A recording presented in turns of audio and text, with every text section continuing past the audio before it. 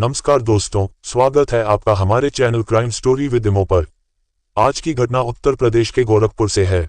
यह एक ऐसी सनसनीखेज घटना है जिसमें मरी हुई बेटी शिखा दुबे के अंतिम संस्कार के बाद वही बेटी पुलिस के सामने जिंदा खड़ी मिलती है। ऐसा क्या हुआ उस दिन? कौन था दीपू यादव और क्या है इस रहस्य का सच? इस कहानी के हर मोड़ पर छुपा है सस्पेंस और रहस्य। चलिए शुरू करते हैं आज के वीडियो को।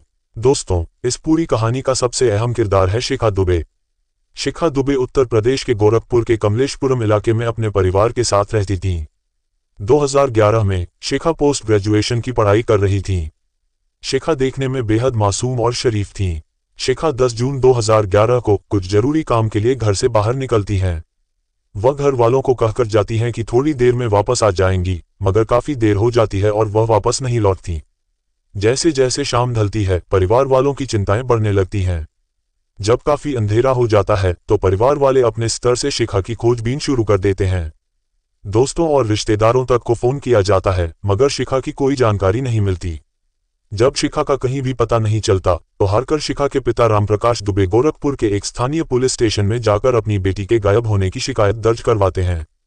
मामला दर्ज होने के बाद पुलिस वाले रामप्रकाश दुबे से पूछते हैं कि क्या उन्हें किसी पर शक है। जवाब में वह दीपू यादव का नाम लेते हैं। रामप्रकाश के मुताबिक दीपू यादव उनके पड़ोस में रहता था और अक्सर उनकी बेटी को परेशान किया करता था। शक जताए जाने के बाद पुलिस तुरंत सक्रिय होती है और दीपू यादव के घर पहुंचती है। यहां आकर पता चलता है कि दीपू यादव खुद भी लापता है। पुलिस दीपू यादव और शिखा दोनों की तलाश में लग जाती है। इसी खोजबीन के दौरान पुलिस को सरयू कैनाल कॉलोनी के पास के जंगल में एक लड़की की लाश मिलती है। ये लाश बुरी तरह से बिगड़ी हुई थी और चेहरा पहचानना मुश्किल था। लाश मिलने की सूचना पर पुलिस शिखा के परिवार को बुलाती है। हालांकि चेहरा पहचान में नहीं आ रहा था, मगर शव के कपड़े, चप्पल और गले का काला धागा देखकर परिवार शव की पहचान शिखा के रूप में करता है। शव को पोस्टमार्टम के लिए भेजा जाता है। रिपोर्ट में पता चलता है कि गला दबाकर हत्या की गई थी। लड़की के चेहरे को धारदार हथियार से काटा गया था और भारी चीज से हमला किया गया था। इसके अलावा यौन उत्पीड़न और शरीर के जलाए जाने की भी पुष्टि होती है। इस दरिंदगी की खबर सुनकर लोग गुस्से में आ जाते हैं।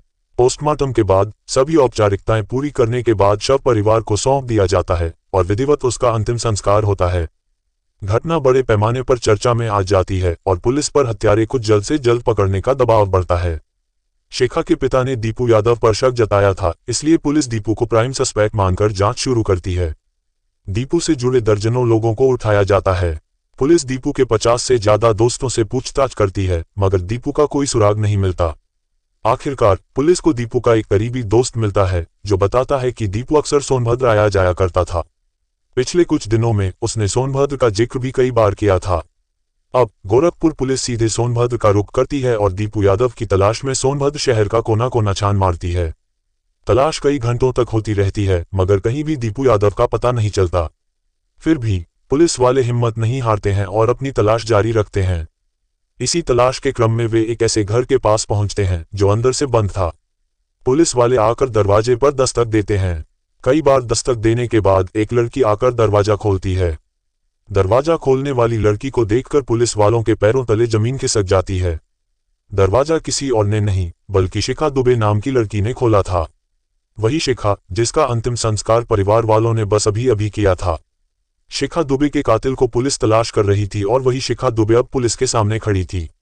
आपके मन में एक सवाल आ रहा होगा कि आखिर पुलिस वालों ने शिखा दुबे को कैसे पहचाना? तो आपकी जानकारी के लिए बता दें कि जब शिखा दुबे के पिता ने बेटी की मिसिंग रिपोर्ट दर्ज करवाई थी तो उन्होंने शिखा दुबे की कुछ तस्वीरें भी पुलिस वालों को दी थीं। शिखा दुबे को जिंदा देखकर हैरान होते हुए पुलिस वाले मामला समझने की कोशिश करते हैं और तुरंत घर के अंदर दाखिल होते हैं। घर के अंदर का नजारा और भी हैरान करने वाला था। कमरे में पुलिस वालों को कोई और नहीं बल्कि इस केस का प्राइम सस्पेक्ट दीपू यादव दिखता है। मतलब जिस लड़की शिखा दुबे की हत्या हुई थी और जिस लड़के दीपू यादव पर हत्या का इल्जाम लगा था, वे दोनों एक ही घर में सोनभद्र में साथ रह रहे थे। यहाँ एक और बड़ा सवाल यह था कि जिस शिखा दुबे का कत्ल हुआ था वह तो पुलिस को जिंदा मिल गई थी, तो अभी अभी परिवार वालों ने जिस लड़की को अपनी बेटी मानकर अंतिम संस्कार किया था वह कौन थी? उसकी हत्या किसने की थी? अब पुलिस इन सभी सवालों का जवाब तलाशने में लग जाती है। इन सभी सवालों का सटीक जवाब कोई दे सकता था तो वह शिखा दुबे ही थी। इसलिए पुलिस वाले इन दोनों को सोनभद्र से गिरफ्तार करते हुए गोरखपुर लेकर आते हैं और यहाँ इन लोगों से पूछताछ का सिलसिला शुरू होता है। अब इस पूछताछ में हिला देने वाला खुलासा होता है कि दीपू यादव भी इसके कॉलेज में पढ़ाई करता था और उसके घर के आसपास ही रहता था।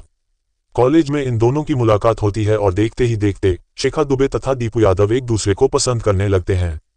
दोनों एक दूसरे के साथ जीने मरने की कसम खाने लगते हैं। दुनिया की नजरों से बचकर दोनों एक दूसरे से मिलने भी लगते हैं। मगर इस प्यार की खबर आखिरकार शिखा दुबे के परिवार वालों को लग जाती है और वे शिखा दुबे पर कई तरह की पाबंदियां लगा देते हैं। इस कारण दीपू यादव और शिखा दुबे का मिलना जुलना बंद हो जाता है। कुछ दिनों तक तो सब कुछ सामान्य रहता है, मगर मौका मिलते ही फिर से शिखा और दीपू मिलने जुलने लगते हैं और मौका मिलते ही गोरखपुर के ही एक मंदिर में जाकर 18 अप्रैल 2011 को चुपचाप शादी कर लेते हैं। शादी करने के बाद दोनों इस बात की भनक किसी को नहीं लगने देते हैं और अपने अपने घर पर रहने लगते हैं। अब दीपू यादव शिखा को अपने साथ रखने का प्लान बनाने लगता है। इन दोनों को अच्छे से पता था कि अगर परिवार वालों को बता भी दिया कि हमने शादी कर ली है, तब भी परिवार वाले नहीं मानेंगे। इसलिए अब दोनों दूसरे विकल्प की तलाश में लग जाते हैं ताकि साथ रह सकें। दीपू यादव अपनी इस परेशानी का जिक्र अपने दोस्त सुग्रीव से करता है। सुग्रीव का ट्रांसपोर्ट का बिजनेस था और वह ट्रक भी चलाया करता था। दीपू यादव की सारी बातें सुनने के बाद सुग्रीव इन दोनों को बताता है कि मैं एक ऐसी लड़की को जानता हूं जो देखने में काफी हद तक शिखा दुबे की तरह लगती है। उसकी कदकाठी और लंबाई भी पूरी तरह शिखा दुबे जैसी है। अगर हम उसकी हत्या कर दें और हत्या करने के बाद उसे शिखा दुबे के कपड़े पहना देंगे और उसका चेहरा बिगाड़ देंगे तो लोग शिखा दुबे को मरा हुआ समझ लेंगे। फिर तुम दोनों किसी दूसरे शहर में जाकर बड़े आराम से रह सकते हो। दीपू यादव और शिखा दुबे को सुग्रीव का यह आइडिया काफी पसंद आता है और दोनों इस प्लानिंग को हकीकत में बदलने के मिशन पर लग जाते हैं। प्लान के बाद अब सुग्रीव शिखा दुबे की तरह दिखने वाली पूजा कुमारी नाम की लड़की से संपर्क करता है और उससे कहता है कि तुम्हारे लिए एक नौकरी है मेरे पास। अगर तुम चाहो तो मुझे आकर मिल सकती हो। पहले महीने का पगार भी तुम्हें एडवांस में दिया जाएगा। पूजा कुमारी की उम्र भी यही कोई 25 से 26 साल की थी। उसकी एक 3 साल की बेटी भी थी। क्योंकि पूजा कुमारी की आर्थिक स्थिति अच्छी नहीं थी और वह काम की तलाश में भी थी, इसलिए जब सामने से ऑफर आता है तो पूजा कुमारी मना नहीं कर पाती और वह काम की तलाश में सुग्रीव से मिलने के लिए तैयार हो जाती है। सुग्रीव तुरंत इस बात की जानकारी दीपू और शिखा को देता है और तय किया जाता है कि 10 जून को इस प्लानिंग को हकीकत में बदला जाएगा। प्लान के तहत सुग्रीव अपना ट्रक लेकर सोनभद्र से गोरखपुर के लिए निकल जाता है ताकि वह पूजा को अपने साथ ला सके। इधर तय समय के मुताबिक शिखा दुबे भी अपने घर से निकलकर दीपू यादव से मिलती है और बाजार जाकर कुछ नए कपड़े खरीदती हैं। उधर सुग्रीव पूजा को लेकर वापस आने लगता है। वापस आते हुए वह पास के जंगल में गाड़ी रोकता है और पूजा से कहता है कि यहाँ पर कुछ लोग तुमसे मिलेंगे जो काम देंगे। इसी बहाने से वह गाड़ी रोक देता है और पूजा को गाड़ी से उतारकर जंगल में ले जाता है। यहाँ पर दीपू और शिखा भी आ जाते हैं। यहाँ आकर बड़ी बेरहमी से सुग्रीव और दीपू गला दबाकर पूजा की हत्या कर देते हैं। इसके बाद शिखा दुबे बाजार से खरीद कर लाए नए कपड़े खुद पहनती है और जो कपड़े पहनकर वह घर से निकली थी वे कपड़े पूजा को पहना देती हैं। यहाँ तक कि जो काला धागा अक्सर शिखा अपने गले में पहना करती थी वह भी पूजा के गले में डाल देती है ताकि इस लाश की पहचान शिखा के तौर पर की जा सके। शिखा अपनी चप्पल भी पूजा के शव के आसपास ही छोड़ देती है। अपना सब कुछ पूजा को पहनाने के बाद शिखा पूजा के सभी कपड़े छिपाकर अपने बैग में रख लेती हैं। कपड़ों के आधार पर तो पूजा अब शिखा बन चुकी थी, मगर चेहरे से वह अब भी पूजा के तौर पर ही पहचानी जा सकती थी। इसलिए अब सुग्रीव और दीपू मिलकर ट्रक से लोहे का बड़ा सा रॉड निकालते हैं और बड़ी बेरहमी से पूजा के चेहरे पर मारना शुरू कर देते हैं। ये लोग तब तक उसके चेहरे पर हमला करते रहते हैं जब तक पूजा का पूरा चेहरा बिगड़ नहीं जाता। इसके अलावा ये लोग पूजा के शरीर को सिगरेट से भी जलाते हैं ताकि इस मामले को दूसरा रूप दिया जा सके। हत्या करने के बाद दीपू और शिखा दुबे तुरंत वहां से सोनभद्र की तरफ भाग जाते हैं, जबकि सुग्रीव अपने साथी बलराम के साथ शव को उठाकर सरयू कैनाल के पास के जंगलों में फेंक देता है और फिर छुप जाता है। कुछ दिनों तक तो शिखा दुबे और दीपू का प्लान बहुत अच्छे से काम करता है, मगर जैसे ही शिखा दुबे पुलिस के हाथ लगती है इनके राज से पर्दा उठ जाता है। शिखा दुबे और दीपू यादव के खुलासे को सुनकर हर किसी के पैरों तले जमीन खिसक जाती है। हर कोई स्तब्ध था कि मासूम सी दिखने वाली शिखा दुबे ने इतने बड़े जघन्य अपराध को अंजाम दिया है। शिखा ने अपने प्यार के साथ रहने के लिए एक 3 साल की मासूम के सिर से उसकी मां का साया छीन लिया। इस खुलासे के बाद जब शिखा दुबे को पिता के सामने लाया जाता है तो एक पल के लिए तो उन्हें यकीन भी नहीं होता कि जिस बेटी को वे मरा समझकर अंतिम संस्कार तक कर चुके थे वही अब उनके सामने है। पिता बेटी का गाल छूकर यकीन करने की कोशिश करते हैं कि वह जिंदा है। वे थोड़े भावुक भी होते हैं, मगर थोड़ी देर बाद अपनी भावनाओं पर नियंत्रण रखते हुए कहते हैं कि जितने जघन्य अपराध को इसने अंजाम दिया है, इसे जिंदा रहने का कोई हक नहीं है। यह मेरे लिए मर चुकी है। इन सभी खुलासों के बाद पुलिस दीपू यादव, सुग्रीव, शिखा दुबे तथा बलराम को गिरफ्तार करते हुए जेल भेज देती है। शिखा दुबे का इस कहानी की शुरुआत में कत्ल होता है, वहीं शिखा दुबे कहानी के अंत में कातिल निकलती है।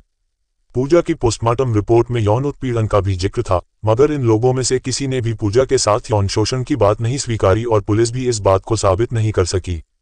फिलहाल इस केस की स्थिति सुनकर शायद आपको यकीन नहीं होगा।